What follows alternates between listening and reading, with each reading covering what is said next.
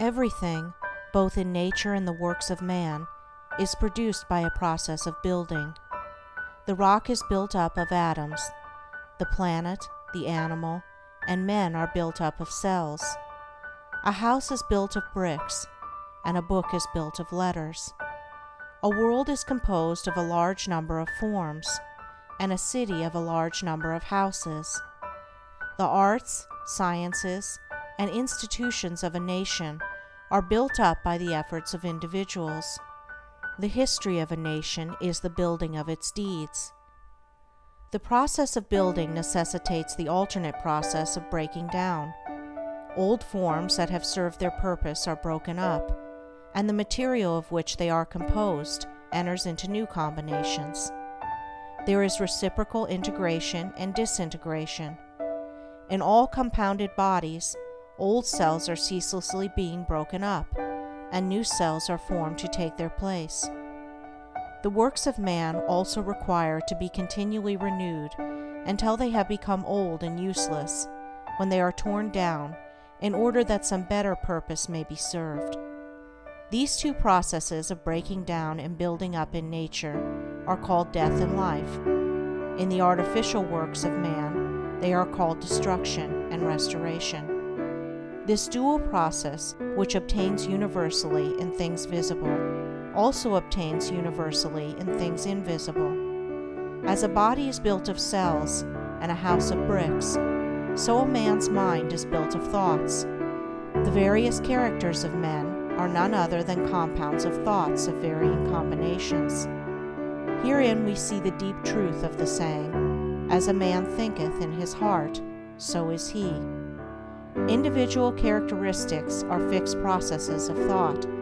That is, they are fixed in the sense that they have become such an integral part of the character that they can only be altered or removed by a protracted effort of the will and by much self-discipline. Character is built in the same way as a tree or a house is built, namely, by the ceaseless addition of new material, and that material is thought. By the aid of millions of bricks a city is built. By the aid of millions of thoughts, a mind, a character, is built. Every man is a mind builder, whether he recognizes it or not. Every man must perforce think, and every thought is another brick laid down in the edifice of mind. Such bricklaying is done loosely and carelessly by the vast number of people, the result being unstable and tottering characters that are ready to go down under the first little gust of trouble or temptation. Some also put into the building of their minds large numbers of impure thoughts. These are so many rotten bricks that crumble away as fast as they are put in, leaving always an unfinished and unsightly building, and one which can afford no comfort and no shelter for its possessor. Debilitating thoughts about one's health, enervating thoughts concerning unlawful pleasures, weakening thoughts of failure, and sickly thoughts of self-pity and self-praise are useless bricks with which no substantial mind temple can be raised. Pure thoughts, wisely chosen and well placed, are so many durable bricks which will never crumble away, and from which a finished and beautiful building, and one which affords comfort and shelter for its possessor, can be rapidly erected. Bracing thoughts of strength, of confidence, of duty, inspiring thoughts of a large, free, unfettered, and unselfish life, are useful bricks with which a substantial mind temple can be raised, and the building of such a temple necessitates that old and useless habits of thought be broken down and destroyed. Build thee more stately mansions, O my soul, as the swift seasons roll. Each man is the builder of himself. If he is the occupant of a jerry-built hovel of a mind that lets in the rains of many troubles, and through which blow the keen winds of oft-reoccurring disappointments, let him get to work to build a more noble mansion, which will afford him better protection against those mental elements. Trying to weakly shift the responsibility for his jerry-building onto the devil, or his forefathers, or anything or anybody but himself, will neither add to his comfort nor help him to build a better habitation. When he wakes up to a sense of his responsibility and the approximate estimate of his power, then he will commence to build like a true workman, and will produce a symmetrical and finished character that will endure and be cherished by posterity, and which, while affording a never-failing protection for himself, will continue to give shelter to many a struggling one when he has passed away. The whole visible universe is framed on a few mathematical principles. All the wonderful works of man in the material world have been brought about by the rigid observance of a few underlying principles, and all that there is to the making of a successful, happy, and beautiful life is the knowledge and application of a few simple root principles. If a man is to erect a building that is to resist the fiercest storms, he must build it on a simple mathematical principle, or law, such as the square or the circle. If he ignores this, his edifice will topple down even before it is finished. Likewise, if a man is to build up a successful, strong, and exemplary life, a life that will stoutly resist the fiercest storms of adversity and temptation, it must be framed on a few simple, undeviating moral principles. 4 of these principles are justice, rectitude, sincerity, and kindness. These 4 ethical truths are to the making of a life what the 4 lines of a square are to the building of a house. If a man ignores them and thinks to obtain success and happiness and peace by injustice, trickery, and selfishness, he is in the position of a builder who imagines he can build a strong and durable habitation while ignoring the relative arrangement of mathematical lines, and he will, in the end, obtain only disappointment and failure.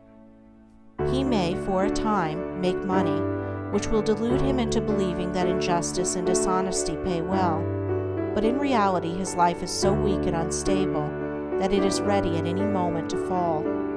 And when a critical period comes, as come it must, his affairs, his reputation, and his riches crumble to ruins, and he is buried in his own desolation.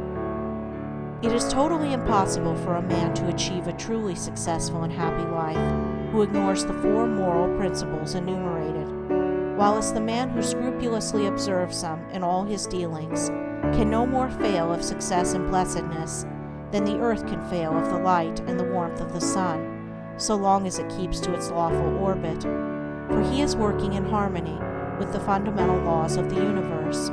He is building his life on a basis which cannot be altered or overthrown, and therefore all that he does will be so strong and durable, and all the parts of his life will be so coherent, harmonious, and firmly knit, that it cannot possibly be brought to ruin. In all the universe, forms which are built up by the great invisible and unerring power will be found that the observance of mathematical law is carried out with unfailing exactitude down to the most minute detail. The microscope reveals the fact that the infinitely small is as perfect as the infinitely great.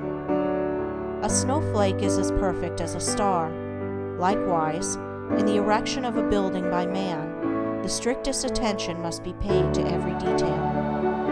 A foundation must first be laid, and although it is to be buried and hidden, it must receive the greatest care, and be made stronger than any other part of the building. Then stone upon stone, brick upon brick, is carefully laid with the aid of the plumb line, until at last the building stands complete in its durability, strength, and beauty. Even so it is with the life of a man. He who would have a life secure and blessed, a life freed from the miseries and failures to which so many fall victims, must carry the practice of the moral principles into every detail of his life, into every momentary duty and trivial transaction.